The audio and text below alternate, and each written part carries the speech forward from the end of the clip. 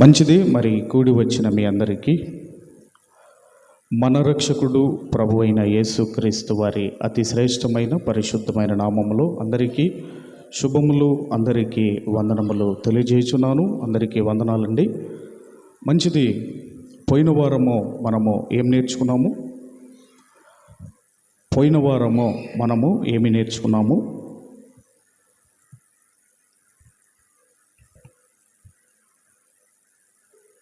మీరందరు రాలేదా?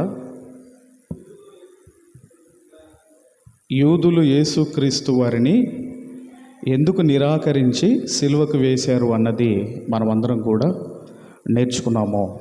కాబట్టి అనేక సందర్భాలు మీ అందరికీ తెలియజేశాను. ఇక ఈరోజు కూడా, ఎందుకంటే ఈ శ్రమల ఈ ధ్యానములలో మరి ఇలాంటివే మనం చెప్పుకుంటాం కాబట్టి అందరూ కూడా ఈరోజు కూడా మరొక వినూతనమైన విషయాన్ని మీకు తెలియజేయాలని నేను ఆశపడుతున్నాను.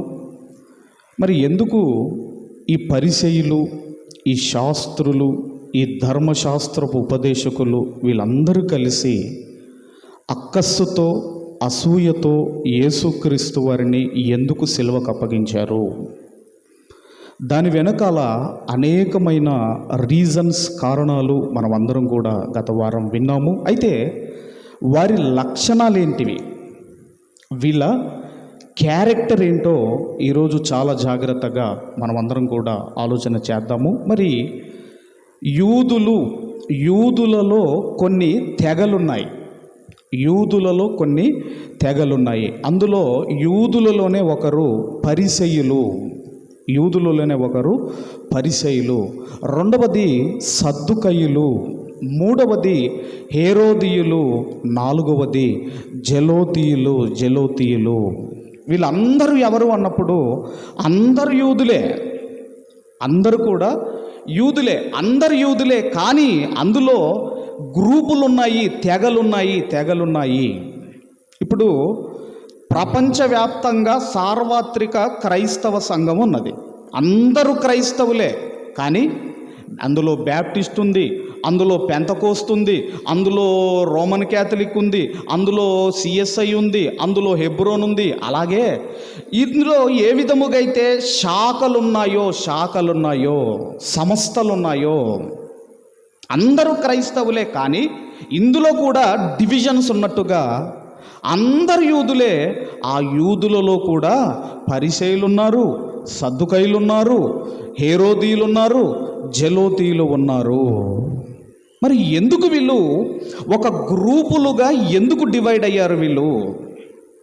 వీళ్ళు ఎందుకు తెగలుగా, వీళ్ళు పరిసయ్యులంతా ఒక తెగ, ఇలాగా ఎందుకు వీళ్ళు డివైడ్ అయ్యారు? దానికి కారణం ఏంటి అన్నప్పుడండి, వారి విశ్వాసములను బట్టి, వారి నమ్మకములను బట్టి వీళ్ళందరూ కూడా యూదులే. కానీ వీళ్ళందరూ కూడా డివైడ్ అయ్యారు. అందులో మరొకరు మనకు కనపడతారు, శాస్త్రులు కనపడతారు, ధర్మశాస్త్రపు ఉపదేశకులు, ఈ శాస్త్రులు మనకు కనపడతారు. ఈ శాస్త్రులు ఎవరయ్యా అన్నప్పుడండి, వీళ్ళు పరిసయ్యులలో ఉపతెగలకు సంబంధించిన వారు. ఉపతెగ ఇప్పుడు క్యాస్ట్లో సబ్ క్యాస్ట్ కూడా ఉంటుంది కదండి. అలాగే ఈ పరిసయ్యుల్లోనే వీళ్ళు ఉపతెగకు సంబంధించిన వారు, ఆ గ్రూపులోనే మరొక గ్రూపుకు సంబంధించిన వారే ఈ శాస్త్రులు. కాబట్టి వాళ్ళ నమ్మకాలు, వాళ్ళ విశ్వాసాలను బట్టి వీళ్ళందరూ కూడా తెగలుగా విడిపోయారు. దీన్ని మనం అర్థం చేసుకోవడానికి ఒక సందర్భంలోనికి మనం వెళ్ళగలిగితే, దయచేసి అపోస్తులుల కార్యములు 23వ అధ్యాయము, అపోస్తులుల కార్యములు 23వ అధ్యాయము 6వ వచనము నుండి మనం చదువుకుందాము. వారిలో ఒక భాగము సద్దుకయ్యులను, మరి ఒక భాగము పరిసయ్యులు ఉన్నట్టు పౌలు గ్రహించి, సహోదరులారా, నేను పరిసయ్యుడను, పరిసయ్యుల సంతతి వాడను, మనకున్న నిరీక్షణను గూర్చియు మృతుల పునరుత్థానమును గూర్చియు నేను విమర్శింపబడుచున్నానని సభలో బిగ్గరగా చెప్పాను. ఇప్పుడు నేను ఇక్కడి నుంచి రిలీజ్ కావాలి అంటే ఏం చెయ్యాలో పౌలు గారు ఆలోచించారు.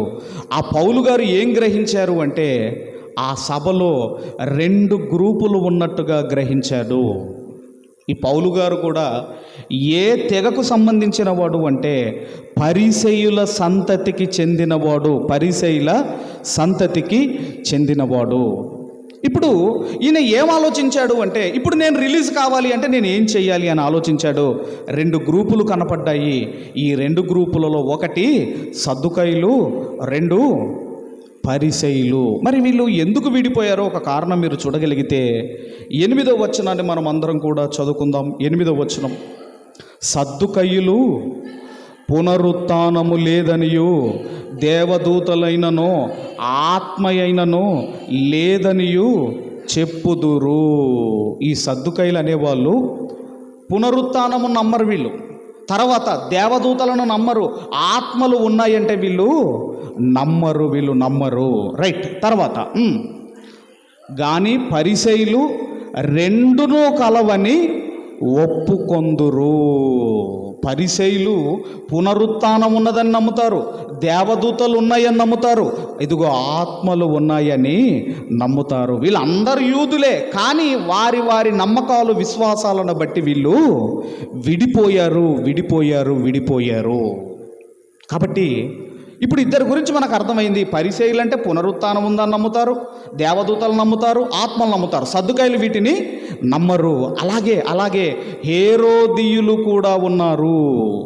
వీళ్ళు కూడా ఎవరు అంటే వీళ్ళు కూడా యూదులే. హేరోదీయులు కూడా యూదులే. కాకపోతే హేరోదుకు వత్తాసు పలికేవారన్నమాట. హేరోదుకు జేజేలు కొట్టేవారన్నమాట వీళ్ళు. హేరోదు ఏది చేస్తే అది రైట్ అనేవాళ్ళు. హేరోదు యొక్క ఫాలోవర్స్ని హేరోదీయులు అన్నారు. కాబట్టి వీళ్ళు కూడా యూదులే. మరొకరు ఎవరు అంటే జెలోతీయులు. వీళ్ళు ఎవరో బైబిల్ గ్రంథంలో నుండి మనం అందరం కూడా దయచేసి చూడగలిగితే లూకాసు వార్త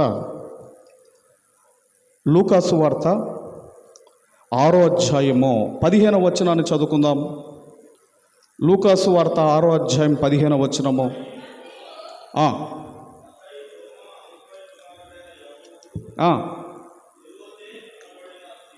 జెలోతే అనబడిన సీమోను.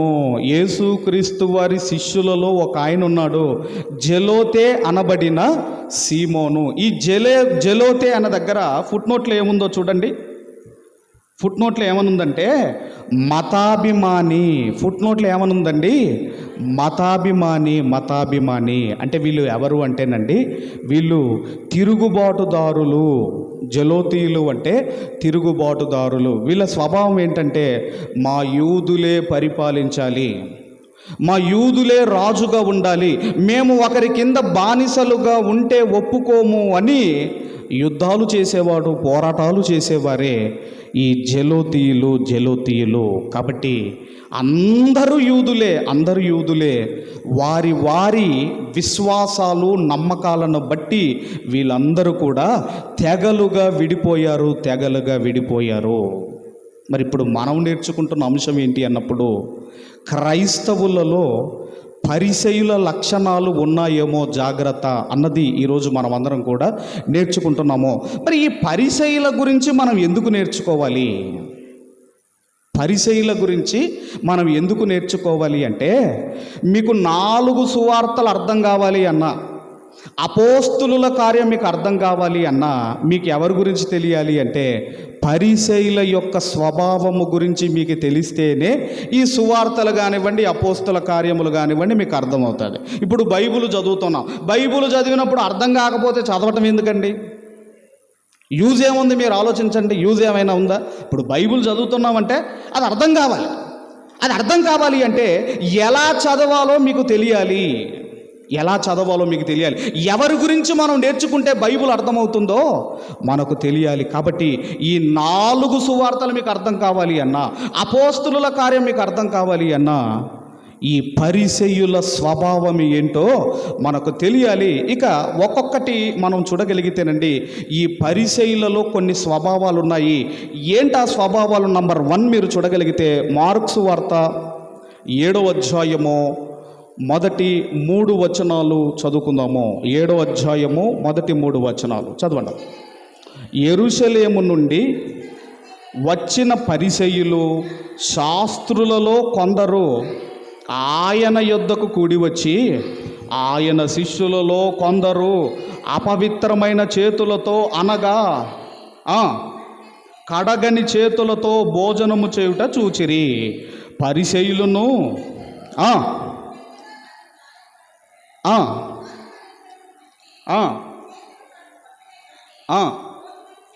చెయ్యరు,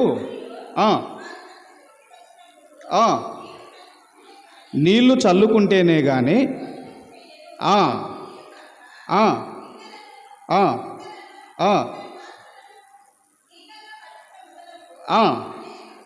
వీళ్ళు ఇదంతా మీరు చదవగలిగితే వీళ్ళు ఎవరు అంటేనండి, ఆచారాలు పాటించేవారు. పారంపర్య ఆచారాలు ఉంటాయి చూడండి.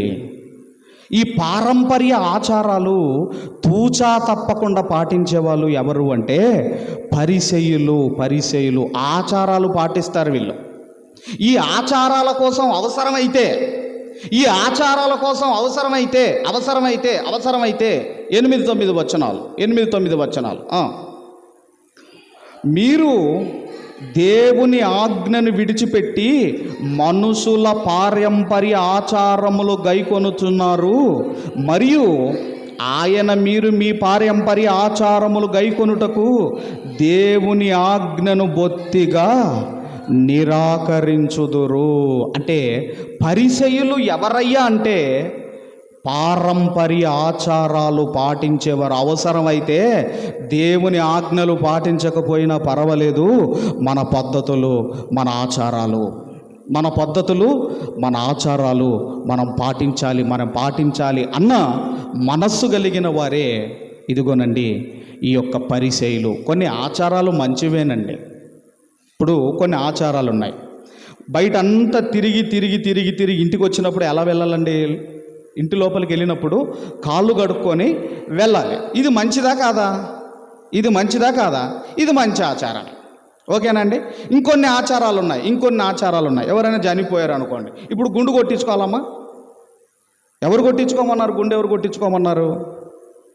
ఇంకొంతమంది అంటారు చనిపోయారు అనుకోండి, ఇక సంవత్సరం దాకా కొత్త బట్టలు కొనుక్కోదు. మరి 10వ రోజు కొత్త బట్టలే కదా వేసుకునేది. కొత్త రైస్ బ్యాగ్ తింటావు, కొత్త పేస్ట్ వాడతావు, కొత్త బ్రష్ వాడతావు, అన్నీ కొత్తవి వాడతాం, కానీ కొత్త బట్టలు మాత్రం వేసుకోకూడదు. ఇది ఎక్కడ ఆచారం? మీరు ఆలోచించండి. మళ్ళీ ఏముంటుందటంటేనండి, ఒకళ్ళు అన్నారు నన్ను, మీకు సుట్టు లేదండి అంటే, ఏమో మా డాడీ అయితే ఏం సుట్టు గీయలేదు, మరి మాకేం కనపడలేదు అన్నాను. మా డాడీ అయితే ఏం గీసిపోలేదు, సుట్టు ఏం గీసిపోలేదు, మరి మాకైతే ఏమి లేదన్నాను. ఎందుకంటే మేము క్రైస్తవులం. అటోకాలు ఇటోకాలు ఉండదు మాది. కాబట్టి కొన్ని మంచివే ఆచారాలు, కొన్ని మంచివే. కానీ ఇదిగోనండి, ఈ ఆచారాల కోసము దేవుని ఆజ్ఞను బొత్తిగా నిరాకరించే ఈ లక్షణం ఎవరిలో కనబడుతుంది? పరిసయ్యులలో కనబడుతుంది. ఆచారాలు ముఖ్యమా? దేవుని ఆజ్ఞ ముఖ్యమా? ఏది ముఖ్యమండి? ఆచారాలు కాదు. ఆచారాలు మనుషులు పెట్టినవి, ఆజ్ఞలు దేవుడిచ్చినవి. కాబట్టి ఈ ఆచారాలు పాటించేవాళ్ళు నంబర్ 1 అయితే, నంబర్ 2 చూడగలిగితే అపోస్తుల కార్యములు 26వ అధ్యాయము 5వ వచనాన్ని మనం చదువుకుందాం. 26వ అధ్యాయము అపోస్తుల కార్యములు 26వ అధ్యాయము 5వ వచనం చదవం.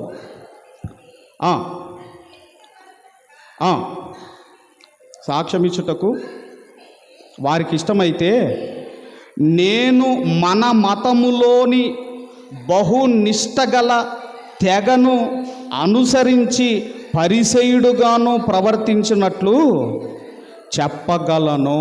వీళ్ళు ఎవరంటే ధర్మశాస్త్రము పాటించటములో బహునిష్ట కలిగిన వాళ్ళు. వీళ్ళు ఎవరండి?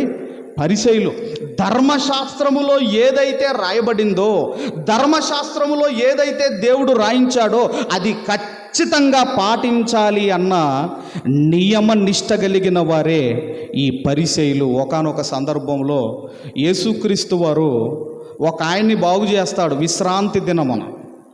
అప్పుడు వీళ్ళు వెళ్ళిపోతారండి. అసలు విశ్రాంతి దినము నువ్వు మీరుతున్నావు, విశ్రాంతి దినము నువ్వు మీరుతున్నావు. ఇలా ఎన్నో సందర్భాలు విశ్రాంతి దినమును మీరుతున్నావు, నువ్వు ధర్మశాస్త్రాన్ని పాటించటం లేదు, నువ్వు ధర్మశాస్త్రాన్ని ధిక్కరిస్తున్నావు అంటే వీళ్ళు ఎవరు అంటే నంబర్ 2, వీళ్ళు ధర్మశాస్త్రమును నియమ నిష్టలతో పాటించేవారే ఈ యొక్క పరిసయ్యులు. ఇది రెండవది. అయితే ఇక మూడవది మనం చూడగలిగితేనండి, మత్తయి సువార్త 23వ అధ్యాయము, మూడవది దయచేసి మత్తయి సువార్త 23వ అధ్యాయము 15వ వచనాన్ని మనం చదువుకుందాం. 23వ అధ్యాయము 15వ వచనము. అయ్యో వేషధారులైన శాస్త్రులారా, పరిసయ్యులారా, ఒకణ్ణి మీ మతములో కలుపొనుకొనుటకు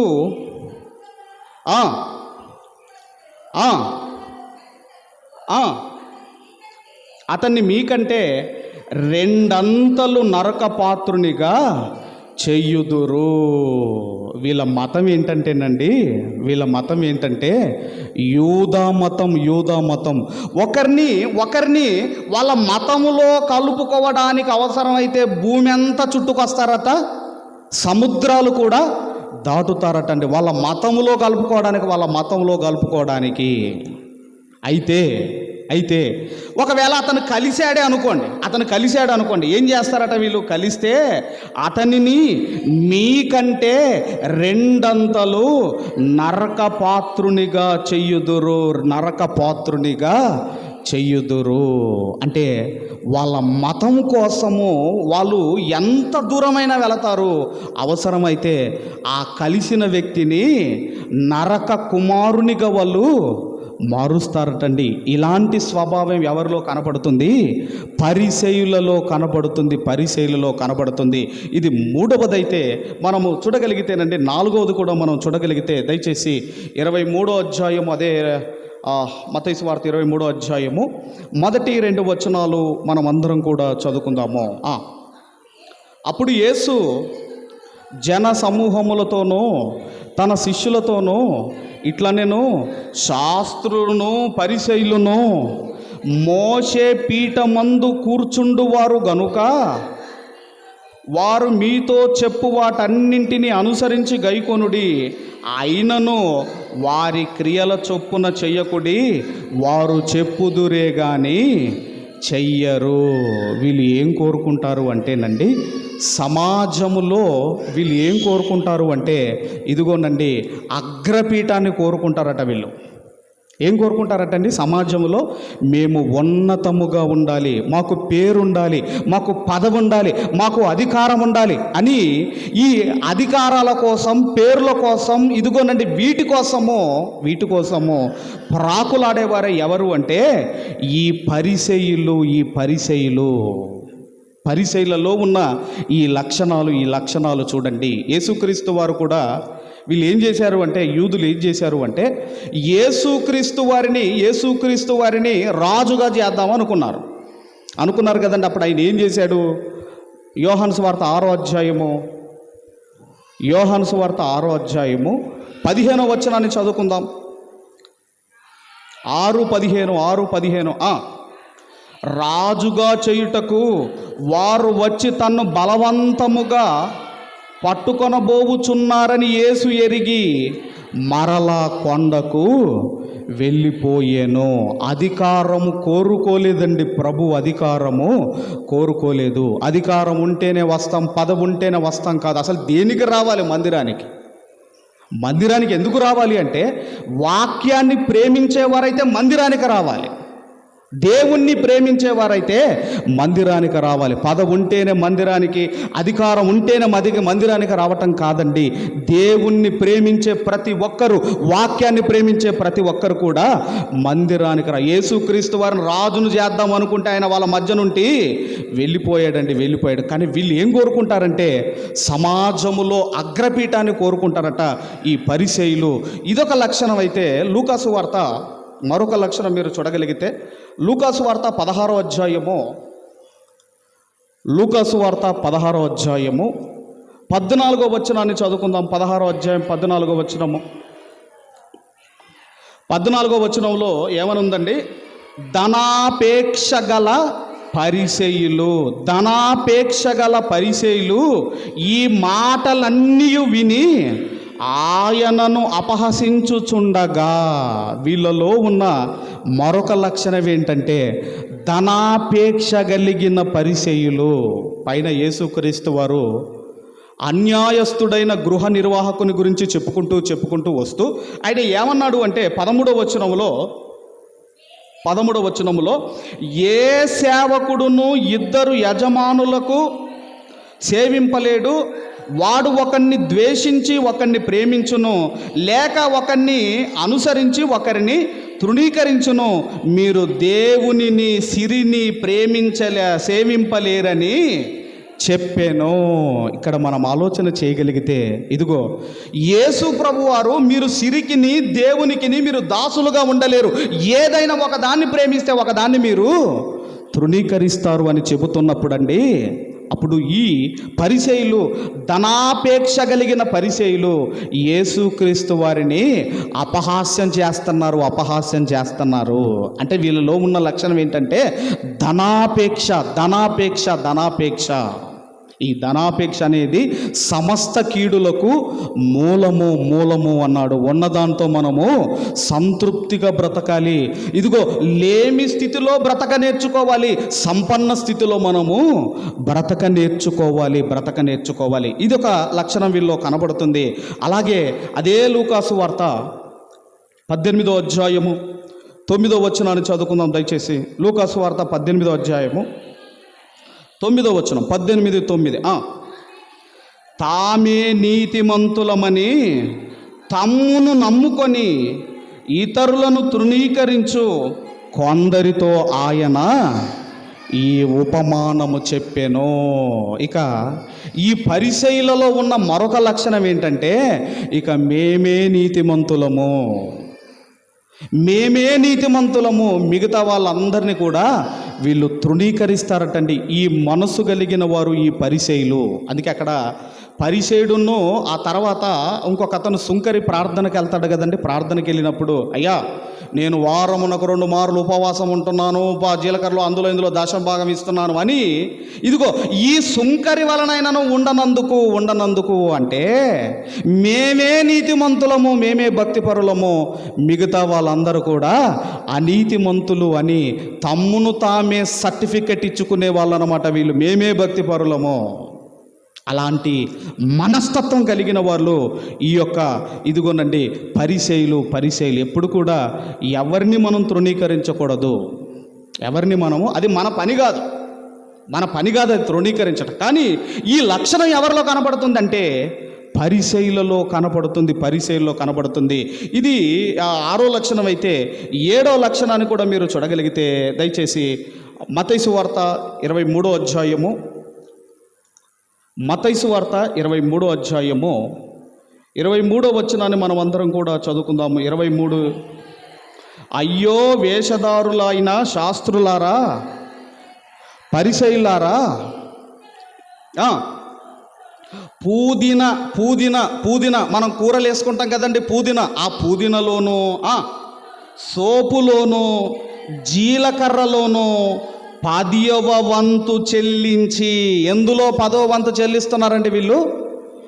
తక్కువ వాటిలో ఉంటాయండి. తక్కువ కదండి. ఇప్పుడు పుదీన కానీ, ఈ సోంపు కానీ, జీలకర్ర కానీ ఇవి తక్కువే కదండి. ఈ తక్కువ వాటిలో 10% ఇస్తున్నారట, టైత్ ఇస్తున్నారట వీళ్ళు. తక్కువ వాటిలో 10% ఇస్తున్నారు. ధర్మశాస్త్రములో ప్రధానమైన విషయములను అనగా న్యాయమును, కనికరమును విశ్వాసమును విడిచిపెడితిరి, వాటిని మానక వీటిని చేయవలసి ఉండెను. అంటే వీళ్ళు ఏం చేశారు అంటే, ఏదో తక్కువ వాటిలో చీపు వాటిలో 10% ఇస్తున్నారు కానీ వీళ్ళు ఏం విడిచిపెట్టారటండి? న్యాయమును కనికరమును విశ్వాసమును విడిచిపెట్టారు. ధర్మశాస్త్రం అంతా న్యాయంగా ఉండు, ఇదిగో విశ్వాసముతో బ్రతుకు, ఎదుటి వ్యక్తి మీద కనికరపడు అని దేవుడు చెబుతుంటే అవి విడిచిపెట్టారు. వీటిలో ఈ కొత్తిమీరలో ఈ జీలకర్రలో వీటిలో వీళ్ళు 10వ భాగం ఇస్తున్నారు. ఈ తత్వము పరిసయ్యులలో మనకు కనబడుతుంది. మరొక లక్షణం కూడా మీరు చూడగలిగితే దయచేసి మత్తయి సువార్త 15వ అధ్యాయము 5వ వచనాన్ని చదువుకుందాం. దయచేసి మత్తయి సువార్త 15వ అధ్యాయము 5వ వచనం చదవండి.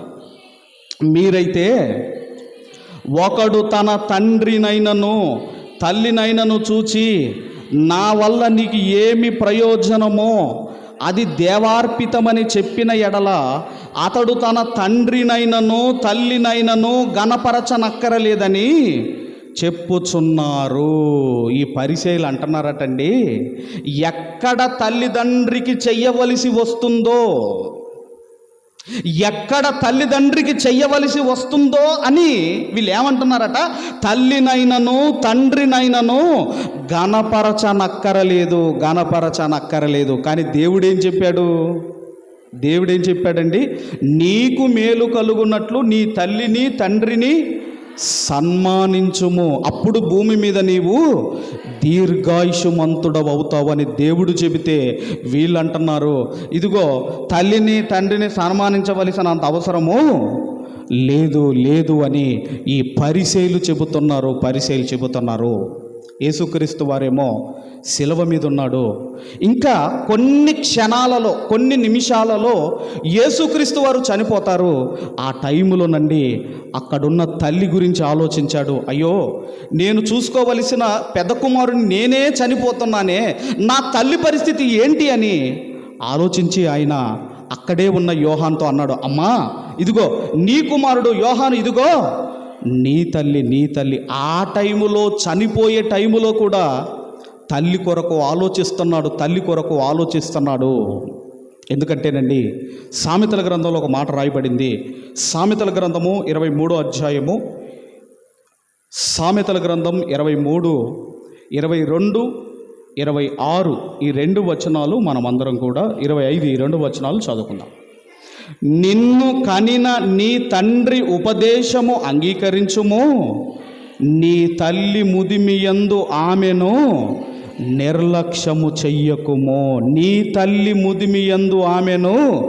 నిర్లక్ష్యము చెయ్యకుము. ఇప్పుడు ఎవరు తల్లి?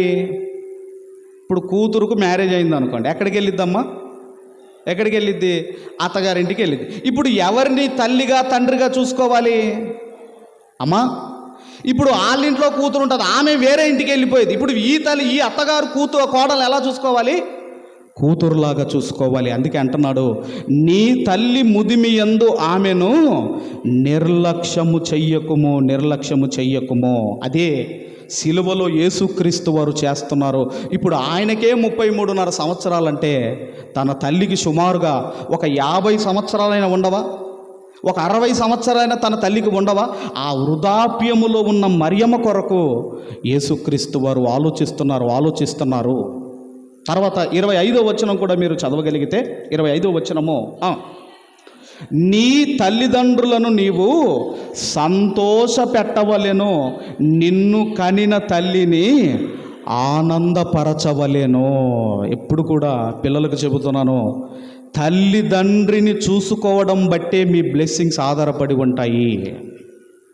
తల్లిదండ్రిని నువ్వు ఎంత బాగా చూసుకుంటే నువ్వంత బ్లెస్ అవుతావు, నిన్నంత దేవుడు దీవిస్తాడు. కాబట్టి దేవుడు అంటున్నాడు, ఇదిగో నిన్ను కనిన తల్లిని ఆనందపరచవలెను.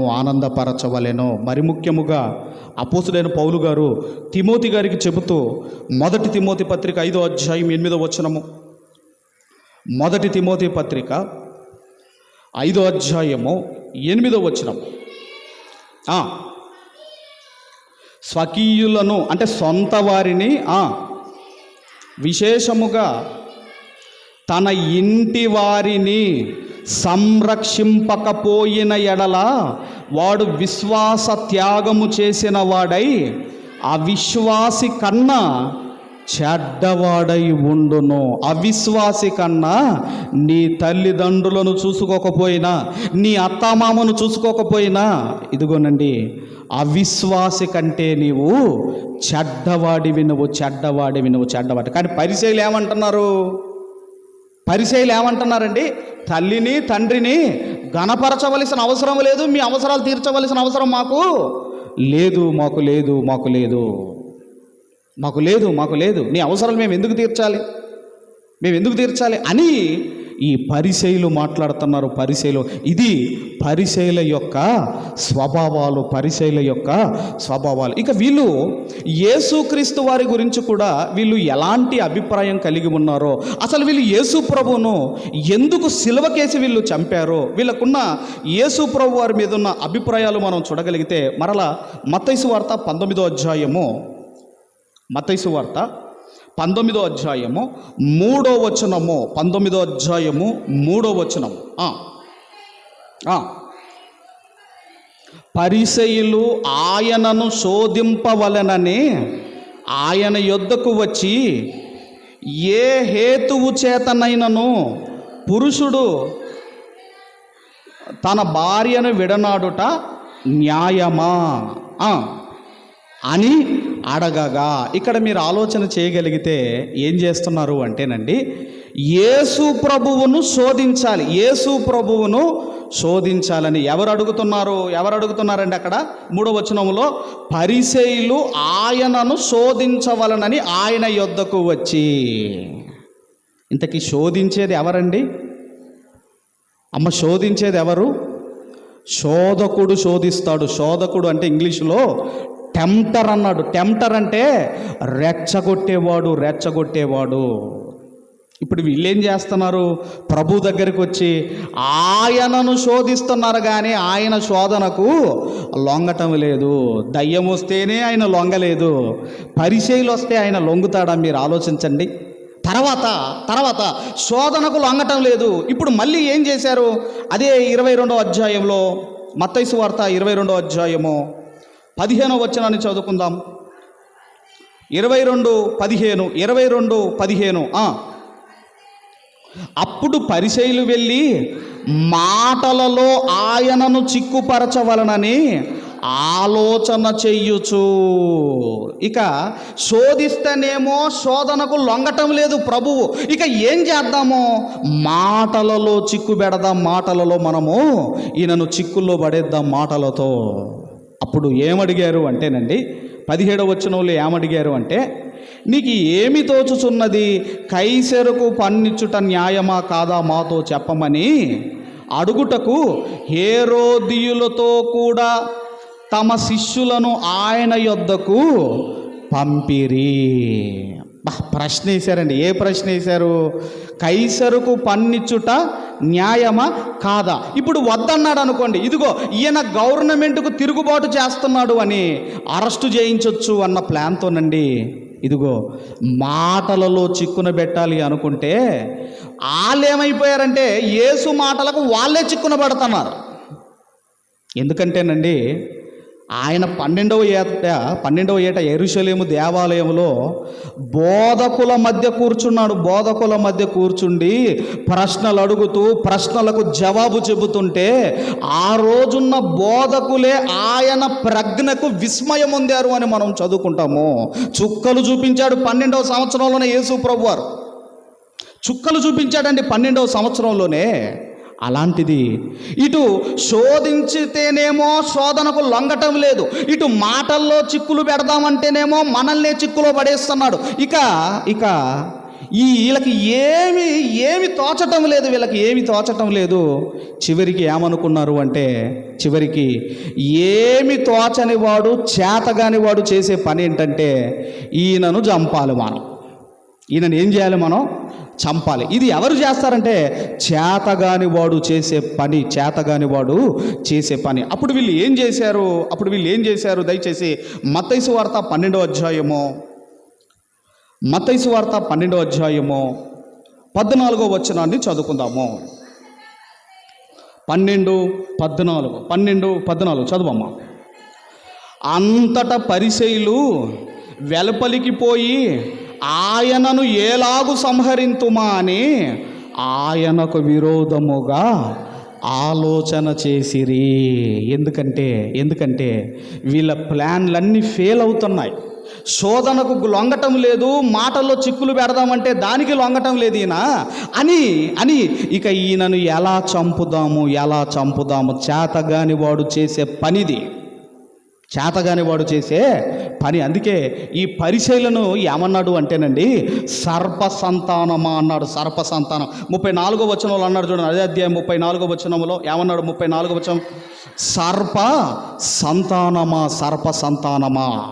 23వ అధ్యాయంలో కూడా 33వ వచనము, అదే మత్తయి సువార్త 23వ అధ్యాయం 33వ వచనంలో కూడా ఏమన్నాడో చూడగలిగితే అక్కడ కూడా ఏమంటున్నాడు అంటే, సర్పములారా, సర్ప సంతానమా, నరక శిక్షను మీరు ఎలాగూ తప్పించుకొందురు. ఎవరిని అంటున్నాడు అంటే పరిసయ్యులను అంటున్నాడు. మీరు సర్ప సంతానం. ఎందుకంటేనండి, ఇదిగో ఆ సర్పం ఎవరో కాదు, ఆది ఘట సర్పము. వాడు ఎవడు అంటే నరహంతకుడు. ఇప్పుడు యేసుక్రీస్తు వారి యొక్క మరణము చూడాలనుకుంటున్నారు, ఆయనను చంపాలని ప్లాన్ వేస్తున్నారు. అంటే మీరు కూడా ఎవరు అంటే సర్ప సంతానము. కాబట్టి మనం ఆలోచన చేయగలిగితే ఇక ఆయనను చంపాలి అనుకుంటున్నారు. ఎందుకంటేనండి వీళ్ళు ఎలాంటి వాళ్ళంటే 23వ అధ్యాయం, అదే మత్తయి సువార్త 23వ అధ్యాయము 27వ వచనాన్ని మనం చదవగలిగితే, అయ్యో వేషధారులారా, శాస్త్రులారా, పరిసయ్యులారా, మీరు సున్నము కొట్టిన సమాధులను పోలి ఉన్నారు. అవి వెలుపల శృంగారముగా అగపడును గాని లోపల చచ్చిన వారి ఎముకలతో సమస్త కల్మషముతోనూ నిండియున్నవి. పరిసయ్యులు అంటున్నాడు, శాస్త్రులు అంటున్నాడు, మీరు పైకి సమాధుల వలె నిగనిగల అద్భుతంగా మీరు కనబడుతున్నారు, అందంగా మీరు కనబడుతున్నారు, పైకి బాగానే కనబడుతున్నారు, కానీ మీ హృదయం ఎంత కుళ్ళిపోయిందో నాకు తెలియదా అని ప్రభు అంటున్నాడు.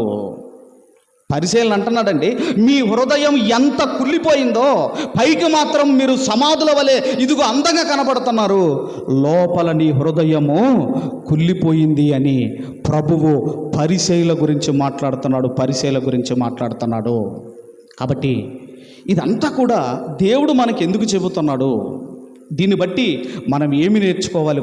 ఎందుకంటేనండి బైబిల్లో ఏదైనా దేవుడు రాయించాడు అంటే అందులో ఏదో మీరు నేర్చుకోవాలి అని.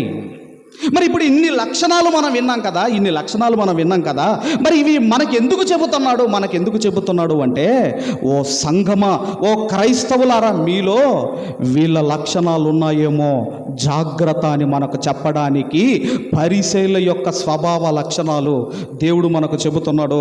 మత్తయి సువార్త 16వ అధ్యాయము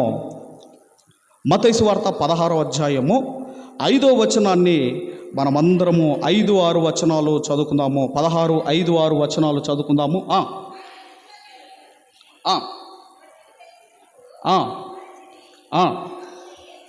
అప్పుడు యేసు చూచుకొనుడి, పరిసయ్యులు సద్దుకయ్యులు అను వారి పులిసిన పిండిని గూర్చి జాగ్రత్త పడుడని వారితో చెప్పాను.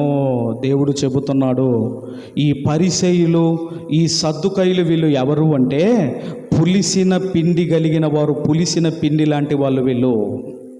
పులిసిన పిండి యొక్క స్వభావం ఏంటంటేనండి, ఇప్పుడు కొంచెం పిండి పులిసిపోయింది అనుకోండి, ముద్దనంతా కూడా అది ఏం చేస్తుందండి, పులియజేయును. ఎక్కడుందా మాట? గలతీ పత్రికలో ఒకవేళ చదవాలనుకుంటే 5:9, గలతీలకు రాసిన పత్రిక 5వ అధ్యాయము 9వ వచనంలో ఉంది. ఒకసారి మీరు చూడగలిగితే, అపోస్తులైన పౌలు గారు గలతీలకు రాసిన పత్రిక 5వ అధ్యాయము 9వ వచనం, పులిసిన పిండి కొంచెమైనను ముద్ద అంతయు పులియజేయును. అందుకే పరిసెయ్యులు అనే పులిసిన పిండి గురించి జాగ్రత్త. కొంచెం పులిసిన పిండి ముద్దనంతటిని కూడా పులియజేయును. మనం పెరుగు తోడేస్తాం కదమ్మా. 1 లీటర్ పాలు తీసుకున్నాం అనుకోండి, అందులో లీటర్ పెరిగేస్తామమ్మా. ఎంత వేస్తారమ్మా? 1 స్పూన్ అంతే వేస్తాం మనం.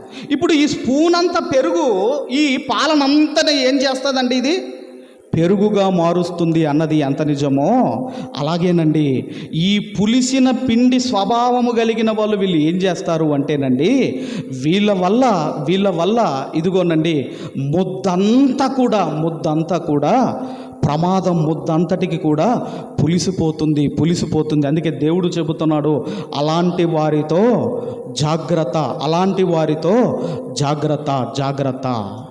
పరిసెయులు అనే ఈ పులిసిన పిండితో మీరు జాగ్రత్తగా ఉండాలి. వాళ్ళు ఎలాంటి వాళ్ళంటే, అవసరమైతే వాళ్ళ మతములో కలుపుకోవడానికి ఎంత దూరమైనా వెళ్తారు. వాళ్ళు సముద్రాలు దాటుతారు, భూమిని చుట్టి వస్తారు. అవసరమైతే అతను కలిస్తే 2 అంతలుగా నరకప్రాయులుగా చేస్తారు. అలాంటి స్వభావం కలిగిన వారితో ఇదిగో క్రైస్తవులారా మీరు జాగ్రత్త అని దేవుడు పరిశీలన ముందు పెట్టి మనతో దేవుడు మాట్లాడుతున్నాడు. కాబట్టి మనం ఎవరమంటే క్రైస్తవులము.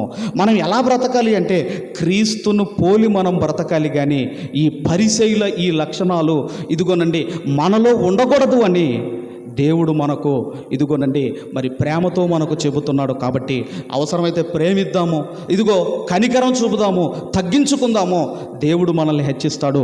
క్రీస్తును పోలి క్రీస్తును ప్రతిబింబిస్తూ మన విశ్వాస జీవితంలో ముందుకు వెళ్ళాలని కోరుకుంటూ ఈ నా మాటలు ముగిస్తున్నాను. దేవుడు మనందరినీ దీవించి ఆశీర్వదించును గాక. ఆమేన్. మంచిది. మరి ఈ వాక్కులు మలలో ఫలించున్నట్లు శ్రీమతి కె పూర్ణస్వామి గారు వారు ముందుకు విచ్చేసి ఫలింపు ప్రార్థన చెయ్యాలి. లేదంటే మన మధ్యలో మరి సుందరమ్మ గారు వచ్చారు, వారు ప్రార్థన చేస్తారు. లేదంటే ఎవరైనా ఒకరు ప్రేరణ కలిగిన వాడు ముందుకు వచ్చేసి ప్రార్థన చేయవలసిందిగా మనవి చేస్తాం.